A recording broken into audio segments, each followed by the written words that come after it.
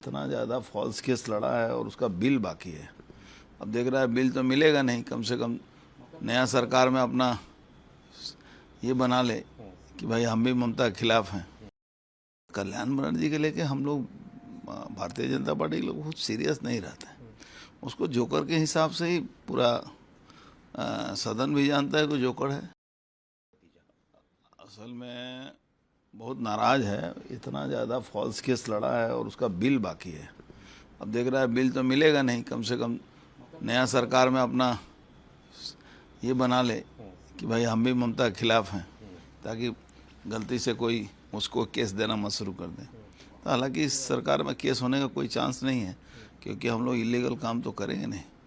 और कल्याण बनर्जी के लेके हम लोग भारतीय जनता पार्टी के लोग बहुत सीरियस नहीं रहते हैं। उसको जोकर के हिसाब से ही पूरा सदन भी जानता है कि जोकर है, और बंगाल के लोग तो जानते हैं। काकली घोष दस्तीदार कह रहे हैं कि कहाँ थी ममता बनर्जी जब घूस का डिमांड किया जाता था, तोलाबाजी का डिमांड किया जाता था, पैसा का डिमांड किया जाता था। नहीं, वो तो अनुभव पर बोल रही हैं, वो तो उनके साथ घटा है तब बोल रही हैं, तो बात सही बोल रहे हैं। ममता के राज में तो सीधा सीधी 75% मांगा जाता था, तो ये कोई नया बात नहीं है। उन्होंने ठीक ही कहा है। ठीक है, उस समय डर से नहीं बोलते थे हम लोग, हो सकता है उस समय मुखर हो गए, वो लोग नहीं बोलते थे। सब समय बोलना शुरू किया। सब कोई तो सब तरह की लड़ाई नहीं लड़ता।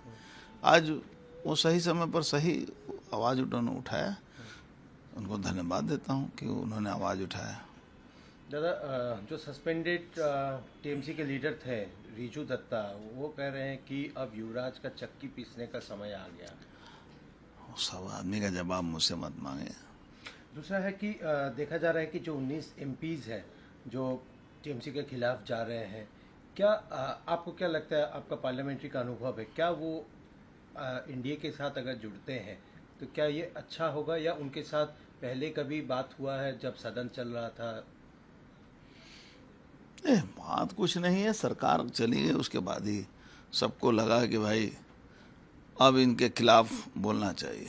कुछ लोग पहले बोले, अब कुछ लोग बाद में बोल रहे हैं। बात है और कुछ नहीं। आपका क्षेत्र से पार्थभौमिक भी नाराज चल रहा है, क्या कोई अब पार्थभौमिक क्यों नाराज है, वो पार्थभौमिक बता सकता, क्योंकि वो भी तो रिबेल एमपी का ग्रुप में नाम लिखाए हैं, सिग्नेचर किए हैं।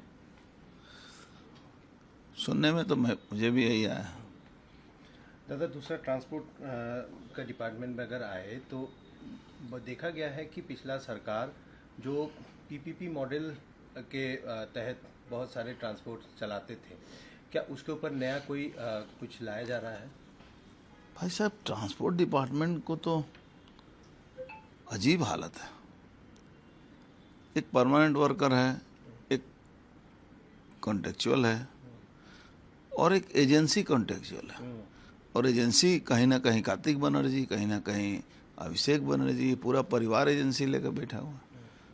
18,000 अगर रुपया मिलता है कॉन्ट्रेक्चुअल ड्राइवर को, तो उसमें से 14,000 ही देते हैं लोगों को, और वो बेचारे डर से बोलते नहीं हैं।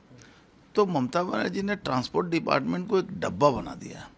मैं आपको 4 डिपो का बता सकता हूँ, मैं देख के आया हूँ प्रैक्टिकल।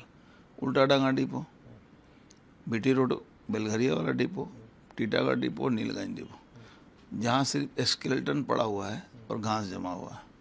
इतना बड़ा प्रॉपर्टी, एक बस नहीं चल रही है। जो बस चल रहा है 1 ट्रिप 2 ट्रिप से ज़्यादा नहीं चलता है। सरकारी बस दिखाई नहीं देता है, खाली जिहादियों का टुट्टू दिखाई देता है जो रास्ते पर मेन रोड पर घूम रहे हैं। कोई उनको रोकने वाला नहीं।